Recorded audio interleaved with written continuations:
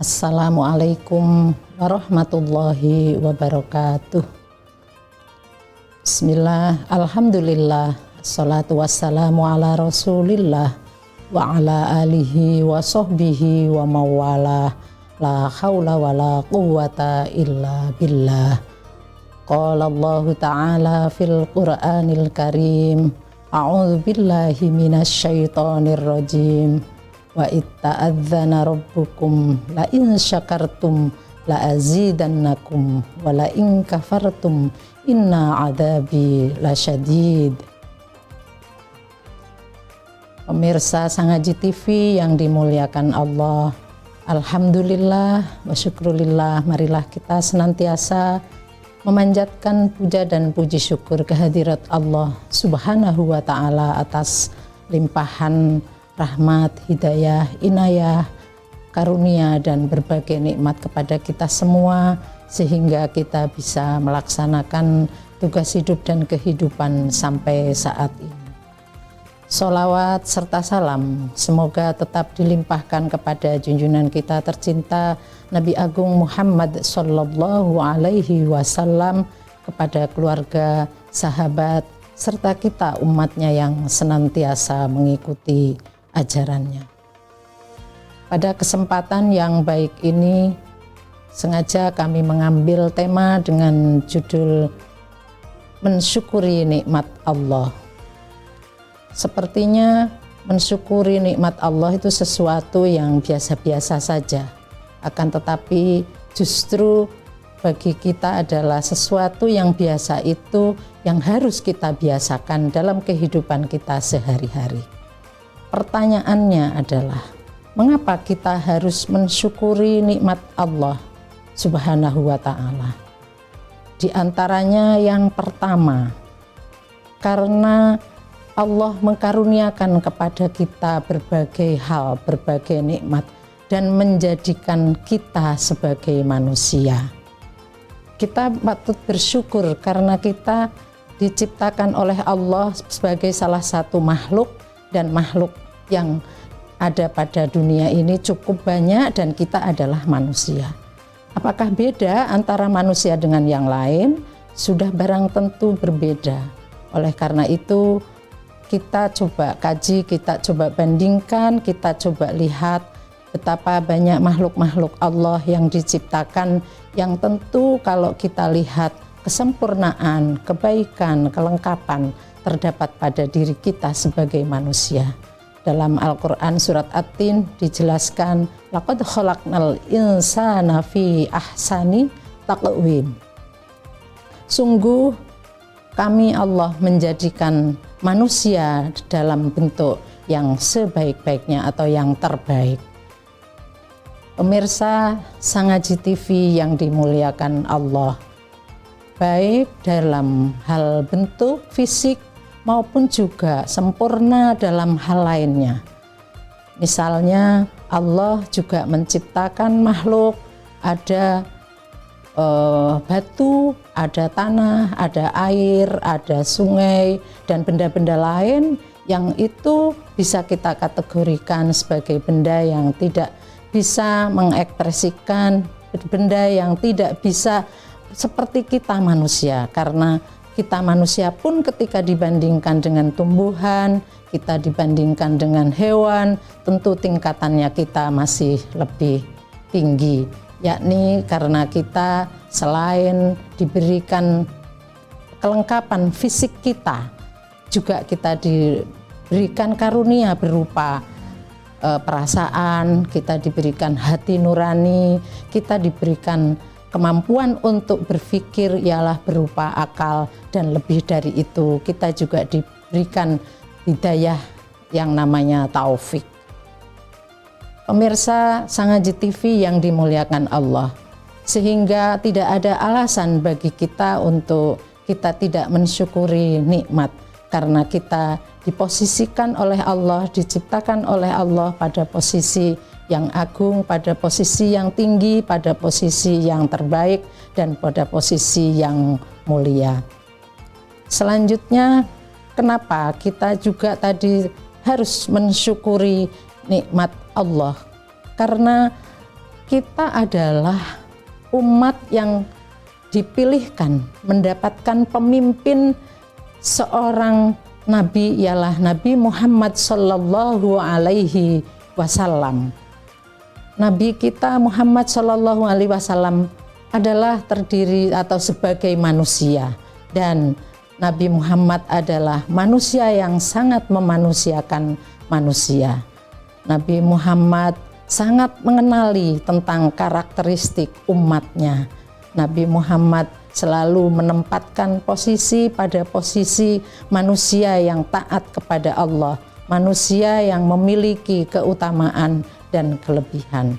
Oleh karena itu, marilah kita sama-sama mensyukuri karunia Allah berupa pemimpin yang menjadi teladan bagi kita adalah dengan cara kita membiasakan, dengan cara kita mensosialisasikan apa yang menjadi akhlak dan menjadi teladan bagi Nabi kita Muhammad Sallallahu Alaihi Wasallam. Berikutnya, kenapa kita masih harus bersyukur kepada Allah Subhanahu wa Ta'ala? Karena kita ditetapkan oleh Allah Subhanahu wa Ta'ala menjadi orang Indonesia. Apa beda dengan yang lain? Tentu mari kita sama-sama sadari, mari kita sama-sama pelajari, dan mari kita sama-sama renungkan bahwa apakah beda kita dengan manusia-manusia yang lain yang tidak di Indonesia. Salah satu misalnya dari segi musim, misalnya di Mesir sana itu musim itu ada 4. Ada musim panas, ada musim gugur, ada musim dingin, dan ada musim semi. Tetapi di kita rata-rata musim kita sekalipun panas, tetapi masih pada kategori seperti pada musim semi di negara-negara yang lain.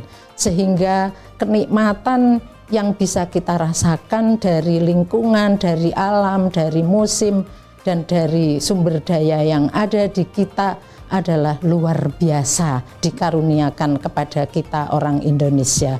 Maka di dalam Quran surat Ar-Rahman berkali-kali disebutkan fabi ayyi ala rabbikuma tukadziban. Apakah kita masih akan berdusta atas nikmat Allah yang sedemikian sudah banyak diberikan kepada kita sebagai manusia dan sebagai warga masyarakat Indonesia? Persoalannya, andai ternyata kok kita sebagai orang Indonesia belum merasakan karunia Indonesia yang sedemikian lengkap, dari SDA-nya, sumber daya alam, dari berbagai halnya yang ada, kok masih ada banyak misalnya warga-warga kita yang dalam keadaan kekurangan, warga-warga kita yang dalam kemiskinan. Mengapa? Barangkali ada sesuatu yang harus kita betulkan, ada sesuatu yang harus kita lihat kembali, kita evaluasi apakah ada kesalahan atau ada kekurangan atau ada kelemahan dalam kita memanage karunia Allah, nikmat Allah yang berupa alam Indonesia ini. Sampai ketika ada kunjungan dari seorang dari luar negeri mengatakan bahwa Indonesia adalah serpihan atau bagian dari surga. Jadi tanah Indonesia adalah tanah potongan dari surga. Saking apanya, saking enaknya, saking nikmatnya kita rasakan semua yang dikaruniakan Allah kepada kita masyarakat Indonesia. Pemirsa Sang Haji TV yang dimuliakan Allah. Yang keempat, mengapa mesti kita mensyukuri karunia atau nikmat Allah? Ialah karena kita oleh Allah ditakdirkan sebagai seorang muslim. Apakah kita sadar bahwa tidak semua manusia di dunia ini mendapatkan hidayah, mendapatkan karunia, mendapatkan nikmat, diberi amanah sebagai seorang muslim? Kita adalah manusia-manusia terpilih mendapatkan hidayah, mendapatkan karunia berupa hidayah memeluk agama Islam. Kalau kita coba kaji tentang hidayah, bahwa hidayah itu ada hidayatul ilhami, ialah hidayah berupa naluri, hidayah berupa insting, yang itu juga diberikan kepada hewan, kepada makhluk-makhluk Allah yang lain. Kita juga dikaruniai, kita juga diberi oleh Allah insting maupun juga naluri. Akan tetapi juga ada hidayah yang kedua, ialah hidayah berupa panca indera. Panca indera bagi kita semua adalah termasuk makhluk yang diberi karunia panca indera sangat lengkap dan indah serta fungsional. Alhamdulillah, mata bisa untuk melihat warna-warninya alam, telinga bisa untuk mendengarkan berbagai suara maupun juga pesan-pesan yang bisa kita terima dengan telinga kita. Kemudian kaki bisa kita juga fungsikan untuk kita menuju kepada tempat-tempat yang terbaik dan seterusnya dan seterusnya. Indra-indra itu oleh Allah diberikan kepada kita manusia dalam bentuk fisik yang terbaik dan dalam fungsi yang sangat sempurna. Oleh karena itu hidayah yang tersebut adalah bagi kita tetap harus kita syukuri. Berikutnya masih ada hidayah yang tidak diberikan kepada yang lain. Kalau tadi ilhami, panca indera itu diberikan kepada hewan juga gitu. Tetapi untuk yang berikutnya adalah ini tidak diberikan kepada yang lain, ialah berupa akal fikiran. Akal fikiran hanya diberikan kepada kita manusia, sehingga ketika terjadi perdebatan tentang siapa yang akan menjadi khalifah di muka bumi, maka Allah menjadikan kita manusia menjadi khalifah di muka bumi. Kenapa? Karena justru dengan karunia akal fikiran, harapannya adalah manusia ini bisa memimpin, bisa mengelola alam beserta isinya dengan sebaik-baiknya, tidak untuk dirusak, tidak untuk dimusnahkan, tidak untuk disia-siakan, tetapi untuk dimanage secara baik sehingga terjadi kelestarian yang menghasilkan keharmonisan antara lingkungan kita sebagai manusia maupun juga lingkungan terhadap makhluk-makhluk yang lain yang ada di sekitarnya. Begitu. Selanjutnya, bahwa Allah mengkaruniakan kepada kita tadi akal adalah membedakan antara makhluk satu dengan yang lain. Akal pikiran berfungsi untuk merenungkan, berfungsi untuk menganalisis, berfungsi untuk membedakan mana yang baik, mana yang tidak, sehingga kita bisa menjalankan tugas-tugas hidup dan kehidupan. Terjadi sebuah kreativitas yang dilakukan oleh manusia. Sering dijadikan contoh begini, kalau burung itu memang pinter, bisa buat sarang. Sarang burung dari dulu bentuknya ya seperti itu, ya.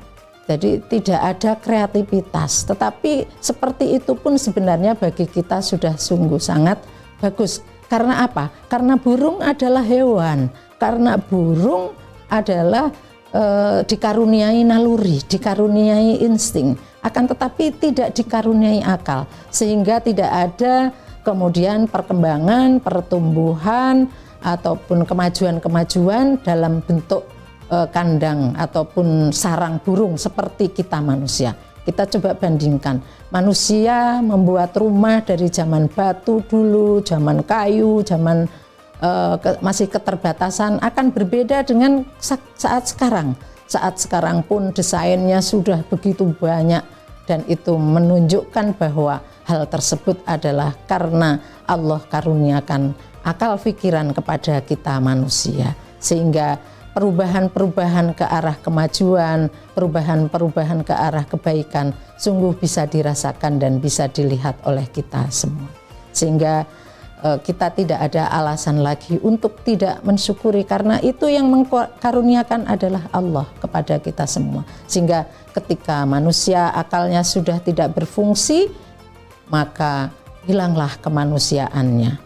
Na'udzubillahi min dzalik. Ketika akal manusia sudah diganggu atau terganggu oleh pengaruh-pengaruh, baik itu minuman keras, mungkin itu juga narkoba, maka manusia itu menjadi sudah tidak punya lagi harga sebagai manusia. Sampai-sampai dalam Al-Quran disampaikan dia punya mata tapi tidak bisa melihat, dia punya telinga tapi tidak bisa mendengar, dan seterusnya, punya hati tapi tidak bisa membedakan mana yang baik dan mana yang tidak baik. Pemirsa Sang Haji TV yang dimuliakan Allah, selanjutnya tentu bagi kita, bagaimanakah cara mensyukuri nikmat Allah? Hal ini saya kira dalam kehidupan kita sehari-hari, mari kita sama-sama jalani, kita amalkan. Yang pertama adalah mengingat dan merenungi setiap nikmat Allah. Harus dari sini, karena kita tidak akan bisa mensyukuri karunia Allah kalau kita tidak mengingat, kita tidak merenungi, kita tidak merasakan, kemudian kita tidak mengakui bahwa apa yang ada pada diri kita semua adalah karunia dari Allah Subhanahu wa Ta'ala. Kita bisa makan, kemampuan kita bisa makan adalah karunia dari Allah. Makanan yang diberikan untuk kita, rizkinya adalah juga dari Allah. Semua kita ingat-ingat, kita renungkan, dan lesan kita bisa kita bicara itu adalah juga karena karunia Allah Subhanahu wa Ta'ala. Oleh karenanya setiap nikmat yang ada pada kita, marilah kita sama-sama untuk kita syukuri. Jangan sampai nikmatnya dicabut, ya, hanya karena kita tidak pernah mengingat dan tidak pernah mensyukuri nikmat yang sudah diberikan kepada kita sebagai manusia. Mensyukuri nikmat Allah yang kedua adalah mengucapkan Allah dalam setiap keadaan. Mungkin yang selama ini kita sudah praktekkan, sudah kita dapatkan informasi, penjelasan, tausiah maupun juga bimbingan adalah mensyukuri nikmat Allah hanya pada ketika kita mendapatkan karunia yang mengenakkan, yang menyenangkan, yang menggembirakan. Sudah barang tentu marilah bagi kita lengkapi apa yang sudah selama ini kita amalkan, ialah dengan mengucapkan alhamdulillah pada setiap keadaan. Loh, kenapa sih kok kamu tuh kan sakit, kok kamu masih alhamdulillah? Ya alhamdulillah, tentu di balik sakitnya itu Allah sayang sama kita. Tentu sakit yang kita rasakan belum seberapa dari sakit yang oleh orang lain lebih berat dirasakan. Tentu bagi kita jalan untuk kita itu tadi mensyukuri karunia Allah dalam kondisi yang tidak selalu menyenangkan, yang tidak selalu sesuai dengan keadaan atau keinginan kita. Kita sangat bisa untuk mengelola agar kita senantiasa bisa mensyukuri karunia Allah Subhanahu wa Ta'ala. Biasanya kan kalau kita sukses, ujian kita lulus, kita berhasil dapat jabatan, kita memperoleh nikmat apa gitu, lalu syukuran gitu, artinya mensyukuri karunia Allah. Tetapi ketika kita dalam keadaan pailit, ketika kita dalam keadaan kekurangan, itu nggak ada orang mengatakan ayo syukuran, kan nggak ada. Tetapi tadi tetap kita mensyukuri alhamdulillah karena kita masih diberikan kekuatan, kita masih diberikan kesempatan untuk kita merubah dari sesuatu yang mungkin tadi tidak mengenakkan, yang tadi berupa kekurangan, untuk kita berikhtiar agar kita bisa lebih baik dan bisa sesuai dengan yang kita harapkan dan yang diridhoi oleh Allah Subhanahu wa Ta'ala. Yang ketiga, mensyukuri nikmat caranya ialah dengan menjaga nikmat yang telah diberikan kepada kita. Ya, Allah memberikan banyak nikmat, tadi sudah saya sampaikan, wa in ta'uddu nikmatallahi la tuhsuha. Allah memberikan nikmat kepada kita tak terhitung, tak terhingga. Kalau kita mau menghitung dari ujung rambut sampai pada bawah telapak kaki kita, betapa nikmat Allah yang diberikan kepada kita itu sangat banyak. Dan kalau dihargakan dengan uang, dengan rupiah, dengan dolar, sangat besar nilainya. Satu contoh, seseorang yang karena sesuatu kemudian bagian organ tubuhnya terganggu atau sakit atau sudah tidak berfungsi lagi. Satu yang misalnya ginjal, misalnya seorang yang ginjalnya sakit, yang tidak berfungsi, maka orang tersebut akan mengalami banyak masalah dalam kesehatan tersebut. Dan apalagi kalau dari pihak medis sudah memvonis bahwa ini tidak bisa lagi difungsikan dan ini harus ganti, ya, harus transplantasi ginjal. Lah, berapa harganya? Sangat mahal. Itu baru satu, belum jantung, belum mata, belum yang lainnya. Harga diri seorang kita manusia di hadapan Allah dan di hadapan manusia adalah sangat mahal. Oleh karena itu, cara menghargainya adalah dengan kita mensyukuri nikmat yang telah Allah berikan kepada kita. Diberikan nikmat itu dengan cara kita tadi mensyukuri nikmat itu dengan cara kita itu menjaganya. Kalau biar kita tetap sehat, maka makanan kita, pola makan kita atur. Pola hidup kita atur agar kita tetap dikaruniai kesehatan. Tentu semua adalah dalam rangka ikhtiar. Berikutnya, memperbanyak sedekah dan berbagi kepada sesama. Ya, ini saya kira ini penting ya untuk kita semua sebagai manusia, sebagai seorang muslim yang banyak dikaruniai oleh Allah. Sudah barang tentu hal ini sesuai dengan kemampuan kita masing-masing. Kalau kita kemampuannya 10, ya 10. Kalau kita kemampuannya 2, ya 2. Tentu tidak melampaui kemampuan kita, tapi yang paling penting memperbanyak sedekah dan berbagi kepada sesama, peduli kepada sesama. Yang berikutnya, memperbaiki ibadah dan mendekatkan diri kepada Allah Subhanahu wa Ta'ala. Ini saya kira maka yang namanya kita beribadah kan waktunya adalah tidak terbatas, menit per menit, hari per hari, jam per jam, ya, bulan per bulan, minggu per minggu, sehingga bagi kita terus kita perbaiki. Dan ibadah itu bagi kita adalah, mari kita maknai ibadah yang dalam makna yang luas, bukan hanya ibadah yang mahdhoh, yang pokok, yang utama, yang hablum minallah, tetapi kita juga punya banyak kesempatan untuk bisa beribadah yang hablum minannas, yang hablum minal alam, ya, yang artinya yang peduli kepada lingkungan, peduli memperbaiki, senantiasa konsisten dalam menjaga kebersihan diri maupun lingkungan dan seterusnya, ya. Bagi kita itu adalah ibadah dan kita mendekatkan diri kepada Allah. Seolah-olah kalau mendekatkan diri kepada Allah itu kita berada di ruang masjid atau mungkin musola, sajadah. Sebenarnya mendekatkan diri kepada Allah itu bisa dilakukan dengan berbagai aktivitas tadi yang tidak hanya ibadah mahdhoh tetapi ibadah ghairu mahdhoh. Misalnya tadi peduli kepada lingkungan, memberikan sesuatu yang hakikatnya itu adalah kita merawat, mensyukuri karunia yang Allah berikan kepada kita. Maka kita tidak boleh lepas dari ikatan tersebut. Yang berikutnya, bersyukur melalui kesabaran saat mendapat ujian dari Allah. Hidup tidak selalu mulus, tidak selalu sesuai dengan yang kita harapkan. Kadang-kadang ada hal-hal yang di luar keinginan kita, ada hal-hal yang di luar harapan kita yang tidak mengenakkan, itu terjadi pada diri kita. Oleh karena itu, tetap tadi mensyukuri dengan kesabaran ketika kita mendapatkan ujian. Ujian itu tidak ada jadwalnya kecuali ujian anak-anak sekolah, ya. Ada semesteran, mid semester, ada ujian kenaikan tingkat dan seterusnya.